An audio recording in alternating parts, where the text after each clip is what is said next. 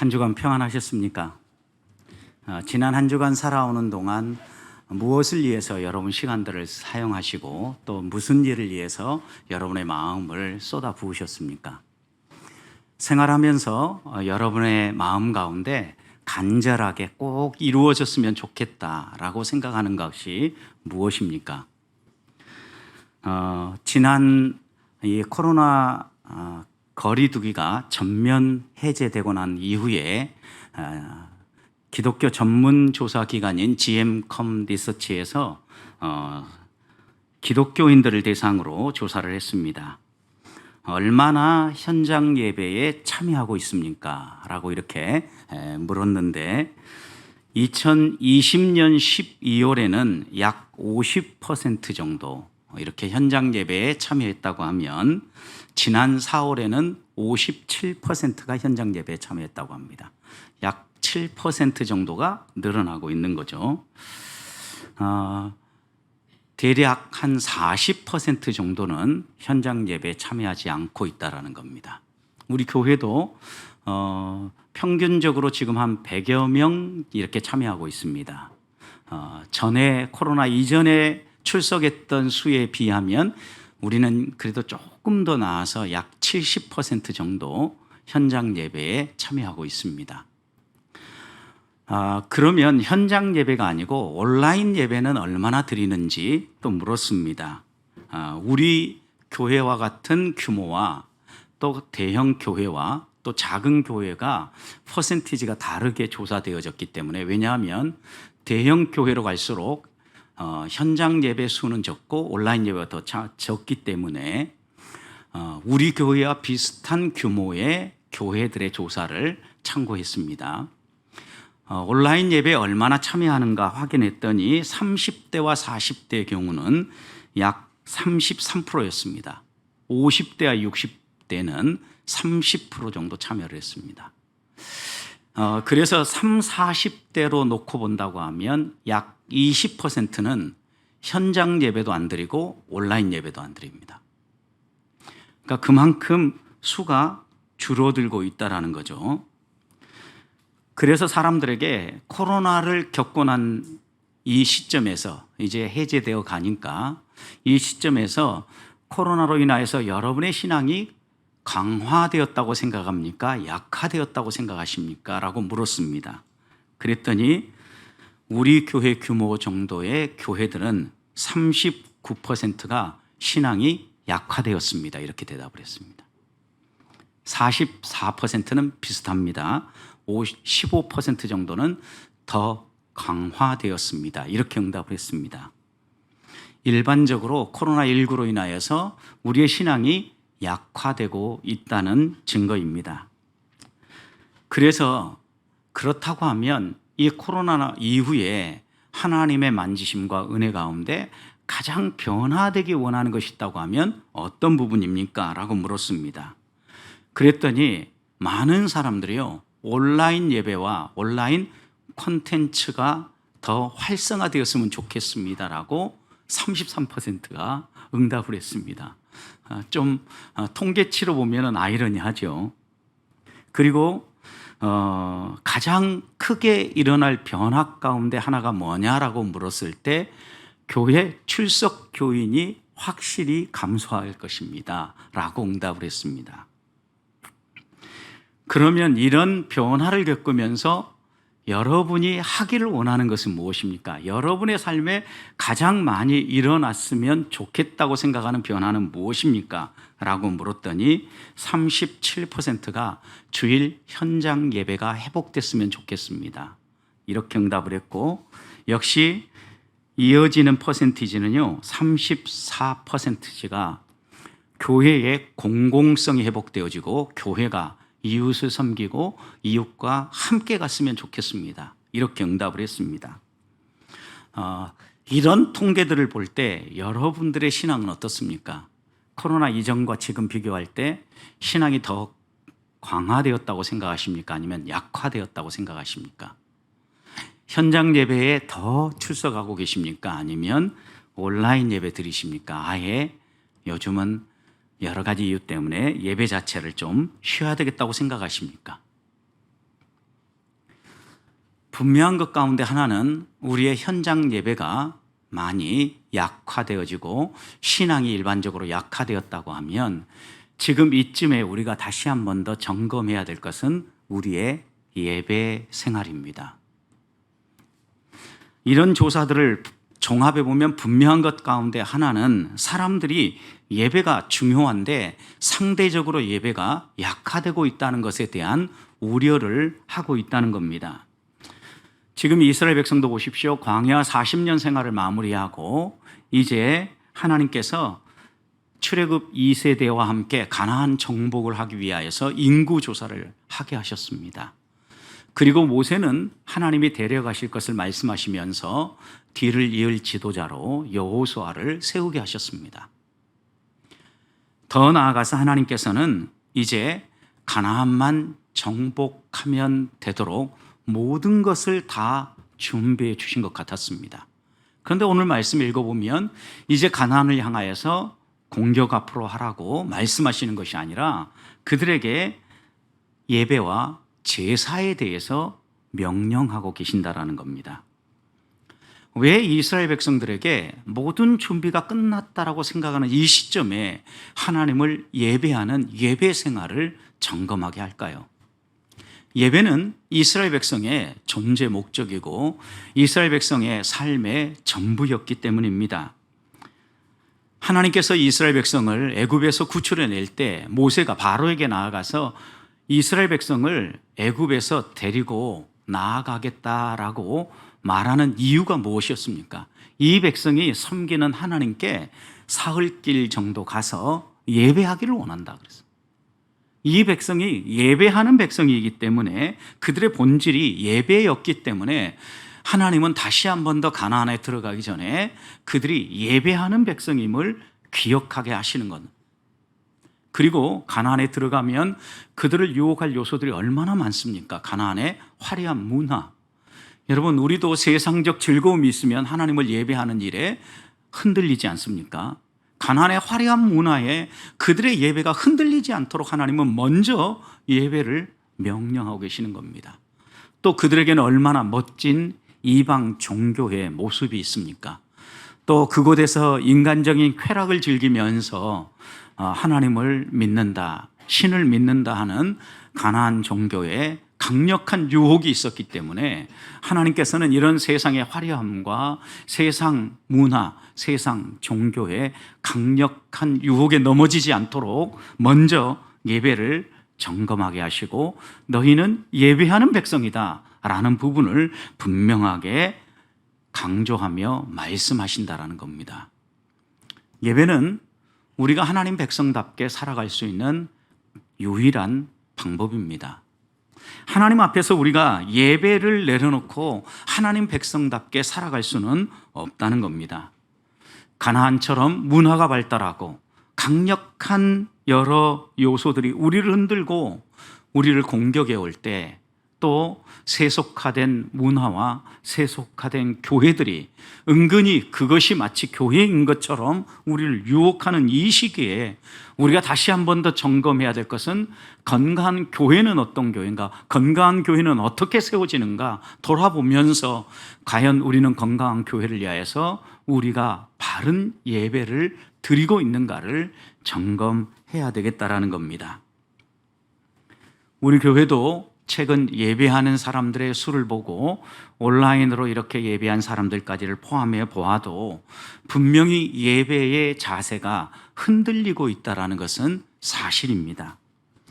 무엇을 위해서 예배하는지 물으면 하나님을 향한 예배라기보다는 자신을 위한 예배를 드리고 있는 사람들이 의외로 많다라는 겁니다. 마음이 불편해서 내가 좀 더 위로를 받기 위해서 내 앞에 당면한 아주 중요한 문제가 있는데 이 문제에 대한 해법을 찾기 위해서 하나님을 예배한다 이렇게 이야기를 합니다. 여러분, 이런 이유들을 하나하나 종합해 보면 하나님을 영화롭게 하고 하나님께 올려드리는 예배라기보다는 자신을 위한 예배를 드리고 있다는 사실을 확인할 수 있는 겁니다. 그런데 이런 자신을 위해 드리는 예배마저도 소홀히 여기고 있는 성도들이 있다면 여러분, 우리들은 이 시점에 우리가 다시 한 번 더 우리의 예배의 자세를 점검하고 어떻게 하면 예배를 회복하고 하나님 앞에서 하나님 백성답게 살아갈 수 있을지 하나님의 음성을 들어야 합니다. 오늘 말씀은 우리에게 분명히 건강한 성도, 바른 예배 생활을 위하여서 제일 먼저 회복해야 될 것은 예배가 우리 삶의 전부라고 고백하라는 겁니다. 하나님은 분명하게 말씀합니다. 우리의 기초가 무엇인지 오늘 말씀을 통해서 분명하게 교훈하시는데, 가나안에 들어가서 예배할 때 언제 예배하라고 하는지 오늘 말씀을 보십시오. 2절 말씀을 읽지는 않았는데 2절 말씀 보시면, 이스라엘 자손에게 명령하여 그들에게 이르라. 내 헌물 내 음식인 화제물 내 향기로운 것은 너희가, 그 다음 뭐라고 그랬습니까? 그 정한 시기에 삼가 내게 바칠지니라. 정한 시기에 하나님께 예배하라는 겁니다. 여러분, 그런데 그 정한 시기가 언제입니까? 8절 오늘 읽기 시작한 말씀 보십시오. 해질 때에는 두 번째 어린 양을 드리며 아침에 드린 소제와 전제와 같이 여호와께 향기로운 화제로 드려라. 3절부터 8절 말씀은요, 매일 하나님께 드리는데 아침과 저녁에 드려라. 상번제예요. 하루의 시작을 하나님으로 시작하고 하루의 마감을 하나님을 예배하는 것으로 마감해라 라고 얘기하는 겁니다. 이어지는 9절 말씀을 보십시오. 안식일에는 1년 되고 흠없는 순양 2마리와 고운 가루 10분의 2의 기름 섞은 소제와 그 전제를 드릴 것이니라. 여러분, 안식일은 한 주간의 첫날입니다. 하나님께서 시간의 리듬을 허락하실 때 하루의 리듬과 함께 한 주의 리듬을 주셨는데, 한 주의 시작인 주일에 하나님을 예배하라고 말씀하고 있는 거죠. 이어지는 말씀 11절 보십시오. 초하루에는 수송아지 2마리와 순양 1마리와 1년 되고 흠없는 순양 7마리로 여호와께 번제를 드려라. 여러분, 초하루를 얘기했어요. 이 초하루는 언제입니까? 올삭을 얘기하는 거예요. 한 달의 첫날을 이야기해요. 한 달을 시작하면서 한 달의 리듬의 첫날을 하나님 앞에 구별하여 예배함으로 시작하라고 당부하고 있는 겁니다. 오늘 읽진 않았는데 16절을 보십시오. 첫째 달 여섯째 날은 여호와를 위하여 지킬 무슨 절기예요? 유월절이다. 그리고 유월절을 지켜 예배해라 라고 얘기하죠. 유월절이 어떤 날입니까? 하나님이 이스라엘 백성을 애굽에서 구출해서 참된 자유로 예배하는 백성으로 세워주신 날이죠. 우리로 놓고 본다면 십자가 구속의 은총으로 우리를 구원해 주시는 날이에요. 하나님께서 우리에게 구원하신 날을 잊지 말고 하나님께 예배하라고 당부하고 있는 거죠. 또 26절을 보십시오, 여러분. 77절 처음 익은 열매를 드리는 날에 너희가 여호와께 새 소제를 드릴 때에도 성회로 모일 것이요 아무 일도 하지 말 것이니라. 여러분, 77절은요, 우리나라에서 맥추절이라고 드리죠. 7월 첫째 주 첫 번째 열매가 익는 시기입니다. 그래서 그때가 밀을 거두는 때여서 맥추절, 보리를 거두는 때여서 맥추절, 이렇게 이야기를 합니다. 여러분, 적어도 하나님께서 우리에게 먹을 것을 공급하시고 채우시고 생명을 책임지신다라는 것을 기억하면서 첫 열매를 거둘 때 하나님을 예배하라는 거예요. 자, 보세요. 시간의 리듬 속에서 하루, 일주일, 한 달, 이 리듬을 타면서 중요한 전환점마다 하나님께 꼭 예배하라는 거예요. 그리고 너희의 인생에 있어서 중요한 전환점이 언제냐? 믿지 않았던 너희가 믿게 된 그 날을 기억하면서 예배해라. 그리고 너희를 위하여서 하나님이 공급하시고 채우시는 것을 경험할 때 77절을 드리는 것처럼 하나님을 예배해라. 결국 하나님은 시간 속에서, 그리고 우리의 생활의 리듬 속에서 중요한 전환점이 있을 때마다 깨어 하나님을 바라보고 예배하라고 분명하게 교훈하고 있는 겁니다. 왜 하나님은 이렇게 시간의 전환점에서 또 우리 인생의 전환점에서 하나님을 예배하라고 하는 것일까?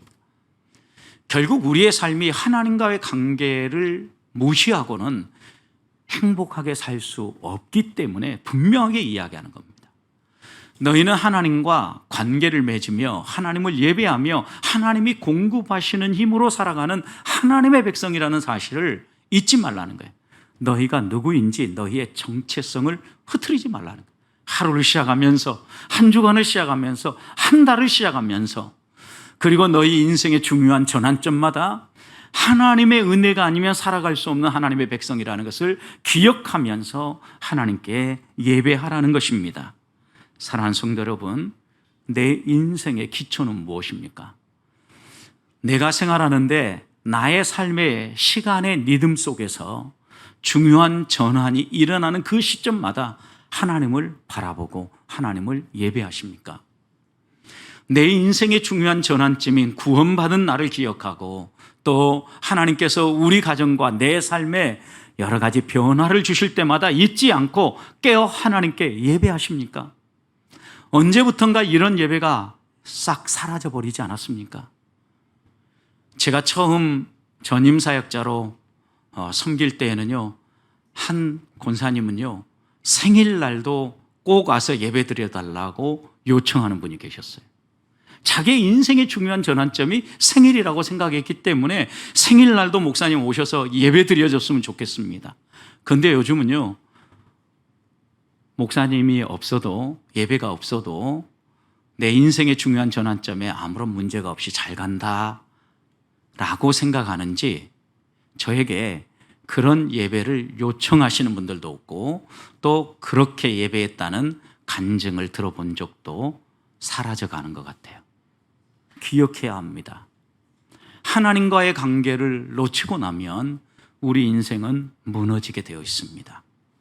하나님 앞에서 내 인생의 중요한 전환점뿐만 아니라 일상의 리듬, 곧 시간의 전환점, 하루의 전환점, 한 주의 전환점, 한 달의 전환점마다 적어도 기억하면서 하나님 앞에 예배함으로 우리의 삶의 중심이 하나님께로 가까이 나아가는 예배자들이 되시기를 주님의 이름으로 축복합니다.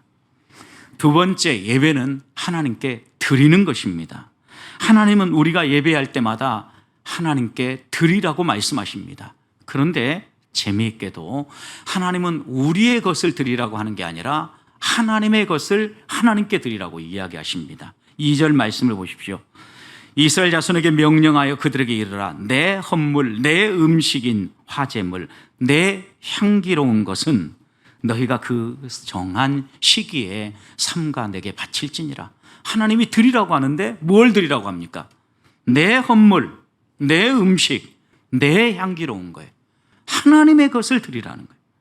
하나님은 우리가 하나님께 드리는 것들이 우리 것이 아니라 하나님의 것이라고 말씀하고 있다는 겁니다. 그래서 내 헌물이고 내 음식이고 내 향기로운 것이라고 말씀하고 계신다라는 겁니다. 문제는 우리는 우리가 가진 것을 내 것이라고 생각하는 것입니다. 부모님에게 물려받았고 내가 수고하고 땀을 흘려서 자수성가했다라고 우리는 생각합니다. 그래서인지 하나님의 것이라고 이론적으로는 받아들인지 모르지만 실제 생활 가운데서는 우리가 가진 것이 하나님의 것이라고 고백하지 않는다라는 겁니다. 여러분, 동방의 의인이었고 당대의 갑부였던 욥을 여러분 기억해 보십시오. 하나님 앞에서 바르게 살았고 수고하며 살았고 누구보다도 열심히 살았습니다. 그런데 어느 날 갑자기 하나님께서 그의 재산을 하나하나 가져가기 시작했습니다. 재산으로 끝나는 줄 알았더니 이 불행한 소식에 뒤이어서 바로 자녀들을 한 사람 한 사람 하나님이 데려가셨습니다. 결국 아내만 남고 재산과 가족까지도 다 잃어버렸습니다. 그때 욥의 고백이 무엇입니까? 욥기 1장 21절 이르되 내가 모태에서 알몸으로 나와 싸운즉 또한 알몸으로 그리로 돌아가올지라 주신 이도 여호와시요 거두신 이도 여호와시니 여호와의 이름이 찬송을 받을지어다. 하나님 앞에서 이 일로 말미암아 죄짓지 아니하고 찬송했다는 겁니다. 왜요?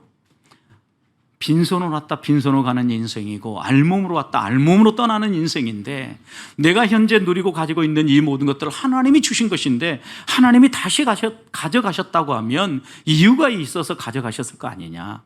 그러니 나는 이 일로 인하여서 하나님께 불평하거나 원망할 이유가 없다라고 고백하며 믿음의 선택을 한 겁니다.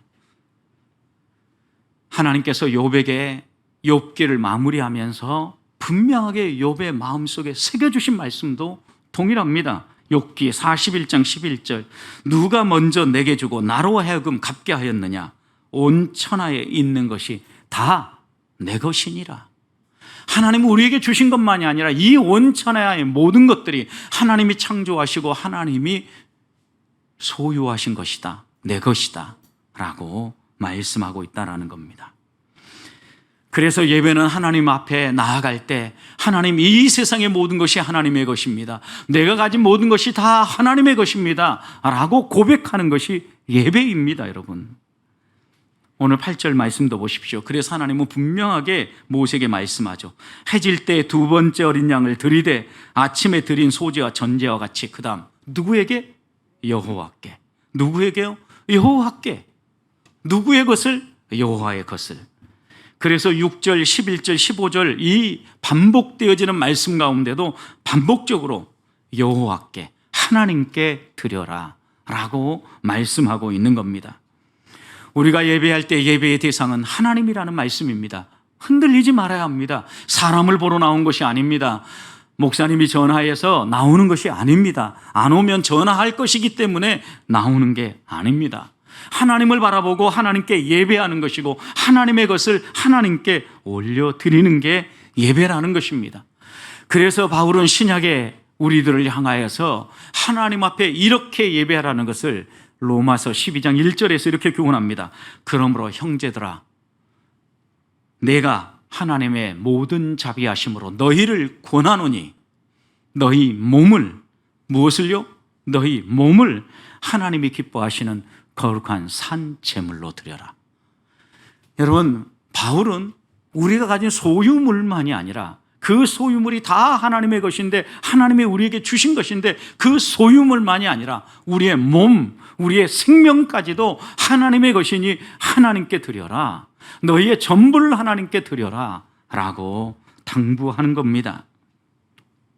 우리 몸을 드리라는 것은 우리의 모든 것뿐만 아니라 우리의 생명까지 주관하시는 분, 소유하신 분이 하나님이시라는 말씀입니다.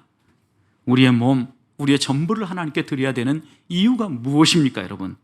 바울은 고린도전서 6장 20절에서 값으로 너희는 산 것이 되었다라고 그랬어요. 여러분, 우리는 값으로 하나님께 팔린 사람이에요. 무슨 값으로요? 십자가의 피값으로. 우리가 죽을 목숨인데 예수님이 대신 죽음으로 우리는 그 피값에 팔린 겁니다. 내 것이 아닙니다. 나는 죽고 내 안에 그리스도가 사는 사람이 그리스도인이고 성도입니다. 사랑하는 성도 여러분, 우리의 가진 모든 것이 하나님의 것이고 생명조차도 하나님이 주신 것이라고 하면 하나님 앞에 나와서 하나님께 예배할 때 하나님의 것을 기쁨으로 하나님께 드리는 성도들이 되시기를 축복합니다. 내 것이 아닙니다. 아무리 내가 가지고 내가 누리고 내 마음대로 쓰는 것 같아도 하나님이 지켜주시고 누리게 해주셔야 내 것이 되는 거예요. 내가 누리는 거예요. 하나님이 가져가 보십시오. 한순간에 다 가져가실 수 있다는 사실 여러분 기억해야 합니다. 한 번만 실수해도 여러분, 내가 미련해서 실수하는 게 아닙니다. 똑똑해도 하나님이 움직이시고 하나님이 깨우치시고자 말씀하시면요, 내 것이 안 돼요. 하나님이 선물로 주신 것이기 때문에 때로는 아무 말 없이 욥처럼 가져가기도 하신다는 사실을 여러분 기억하셔야 합니다. 그래서 우리는 하나님 앞에 나올 때마다 헌금하면서 우리의 몸을 들여서 헌신하면서 내가 가진 모든 소유물이 하나님의 것입니다. 10의 1조를 드리면서 한 달 동안 벌은 이 월급이 다 하나님의 것입니다. 감사의 헌금을 드리면서 내 인생을 살아가면서 내 인생의 모든 이런 일들 하나님이 내게 이루어 주신 은혜의 선물입니다 라고 고백하는 것입니다. 한 주간 하나님을 바라보면서 하나님이 내게 하나하나 모든 것들을 주셨음을 기억하며 하나님의 것을 하나님께 올려드리는 주의 자녀들이 되시기를 주님의 이름으로 축복합니다. 마지막입니다. 그렇다면 우리가 하나님께 드리는 게 예배라면 어떻게 드려야 합니까? 예배하는 장소가 중요합니다. 아무 데서나 드리면 되지 아니하고 거룩한 곳에서 하나님께 드리라고 말하기 때문입니다. 7절을 보십시오. 또 그 전제는 어린 양 한 마리에 4분의 1 흰을 드리되 거룩한 곳에서 여호와께 독주의 전제를 부어드려라 라고 얘기합니다. 여러분, 여기에 상번제와 함께 전제를 드리라고 얘기합니다. 전제는 번제나 소제물에 곁들여서 포도주를 하나님께 부어드리는 예배가 전제입니다. 그런데 하나님이 이 전제를 부어드리라고 할 때 어디에서 부어드리라고 합니까? 거룩한 곳에서요. 하나님께 번제를 드리는 번제단 다리에, 이 거룩한 다리에 부어드리라는 말씀입니다. 장소가 중요하지 않다고 말하는 분들이 계십니다. 특히 신약 시대에 요한복음 4장에 보면 사마리아 여인과 예수님의 대화를 언급하면서 이 여인의 관심사는 어디에서 예배하는가였습니까? 그리심산이냐 아니면 하나님이 정하신 예루살렘이냐, 어디에서 예배하는 것이 마땅합니까? 라고 물었을 때 우리 주님은 예배하는 장소가 아니라 너희가 어떠한 마음으로 예배하는가, 그것이 더 중요하기 때문에 영과 진리로 예배를 드려라 라고 말하지 않습니까? 그런데 이 말씀에서 여러분 오해하지 말아야 될 것이 있습니다. 장소가 중요하지 않다라는 의미가 아닙니다. 장소보다 더 중요한 것은 우리의 예배자의 마음 중심이라는 것을 우리 주님은 말씀한 겁니다. 성경은 한결같이 우리에게 거룩한 곳에서 하나님을 예배하라고 말합니다. 그렇다고 하면 우리가 온라인으로 예배하는 것에 대해서도 점검해야 합니다. 성도 여러분, 온라인으로 예배하는 것은 우리가 현장에서 예배할 수 없을 때 부득이하게 예배하는 겁니다. 성경의 시대에는 온라인이 발달되지 않고 온라인 자체가 없었기 때문에 이스라엘 백성은요, 그것도 자신들의 있는 장소가 아니라 반드시 예루살렘 성전에 올라와야만 예배를 드렸어요. 적어도 그래서 이스라엘 남자들은 1년에 3번만큼은 반드시 어디에 있든지 간에 예루살렘에 올라와서 예배해야 된다라고 강조했던 겁니다. 성도 여러분, 하나님 앞에 예배하는 장소 중요합니다. 차선으로 허락하고 어쩔 수 없이 정부와 공익을 위하여서, 공공사회의 유익을 위하여서 열었던 온라인 예배인데 이 온라인 예배가 우리의 피난처가 되면 안 된다는 겁니다. 편리함 때문에 늦잠을 자서 준비하게 분주하니까 또 오늘은 다른 데 먼저 가야 되니까 천만의 말씀입니다. 하나님을 그런 수준으로 우리가 낮추고 하나님을 경홀히 대하는 것입니다, 여러분. 부득이하게 하나님 앞에 현장에 참여할 수 없을 때 하나님 앞에서 온 마음과 정성을 다해 온라인으로도 예배하는 것 하나님이 받으시죠. 왜요? 예배자의 마음을 중요하게 받으시기 때문입니다. 그러나 온라인 자체가 우리의 편의주의에 편승하지 않도록 조심해야 되겠다는 말씀입니다. 또 하나님은 하나님께 드릴 때 어떻게 드리라고 얘기합니까? 흠없는 것을 드리라고 얘기합니다. 9절을 보십시오. 안식일에는 1년 되고 흠없는 순양 2마리와 고운 가루 10분의 1의 기름 섞은 소재와 그 전제를 드리라고 이야기를 하죠. 안식일만이 아닙니다. 매일 상번제를 드릴 때도 월삭 초하루에 하나님께 예배할 때에도 흠없는 것을 하나님께 드리라고 반복적으로 이야기를 합니다. 여러분, 흠없다는 말씀이 무엇입니까? 온전한 것이에요. 하나님 앞에 온전한 헌신을 하라는 거예요. 모양만 내는 것이 아니라 전심으로 하나님 앞에 헌신하며 드리라는 거예요. 하나님께 드리는 것들이 최고의 것이 되어야 된다는 겁니다. 내 삶에 있어서 최선의 선택을 하고 최고의 것을 하나님께 드리라는 당부의 말씀입니다. 바울은 신약에서 이 최고의 것이 어떤 의미가 있는지를 고린도 후서 8장과 9장에서 풀어서 이렇게 설명했습니다.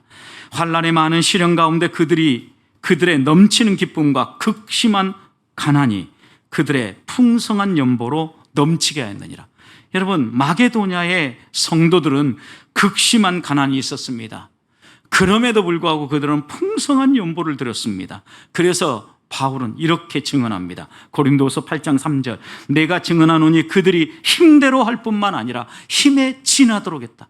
최선의 것, 최고의 것이 무엇입니까? 힘대로 하는 것입니다. 힘에 지나도록 하는 것입니다. 내 형편 다 따져보고 쓸 것 다 쓰고 나서 일부분 떼가지고 드리는 것, 하나님 앞에 잘못하는 것입니다, 여러분. 고린도서 9장 5절에서도 이렇게 얘기합니다. 그러므로 내가 이 형제들로 먼저 너희 가서 너희에게 전에 약속한 연보를 미리 준비하게 하도록 권면한 것이 필요한 줄로 생각했습니다. 이렇게 준비하여야 참 연보답고 억지가 아니니라. 여러분, 두 번째 하나님 앞에 최선의 것, 최고의 것은요, 미리 준비하여 드리는 거예요.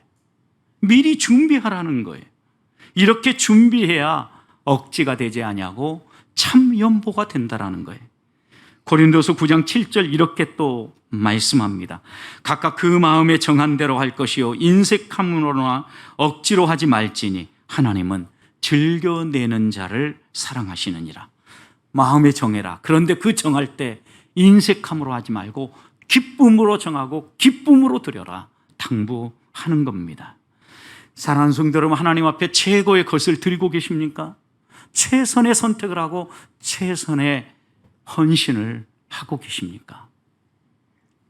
한 가지 더 생각해야 될 것은 이렇게 흠없는 것일 뿐만 아니라 향기로운 것으로 드리라고 얘기합니다.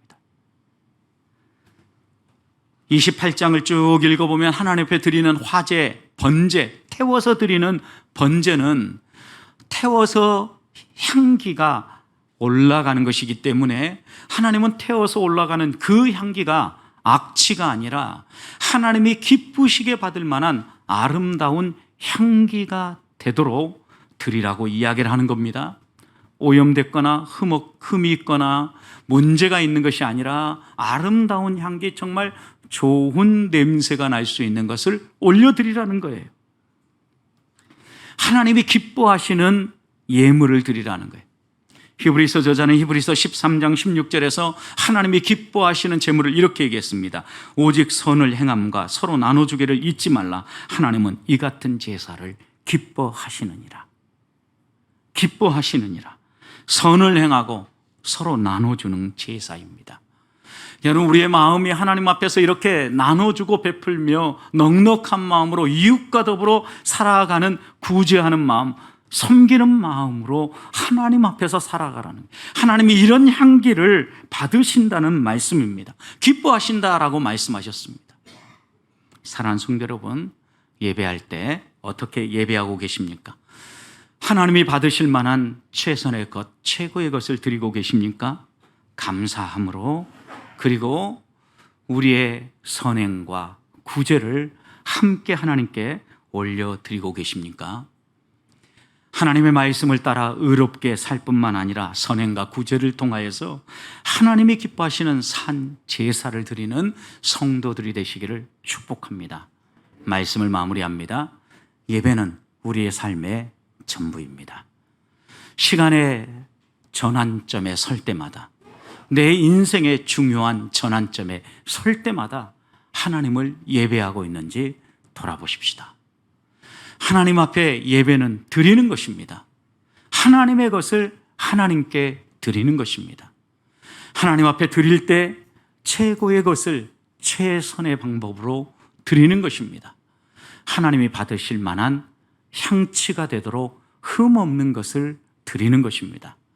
이 말씀을 묵상하면서 한 주간 동안 산 제물로 너희의 몸을 하나님께 드리라 하신 바울의 권면을 기억하면서 한 주간 우리의 삶이 하나님을 예배하고 다음 주일 하나님 앞에 나올 때 이러한 마음으로 나와 예배하는 주의 자녀들이 되시기를 주님의 이름으로 축복합니다.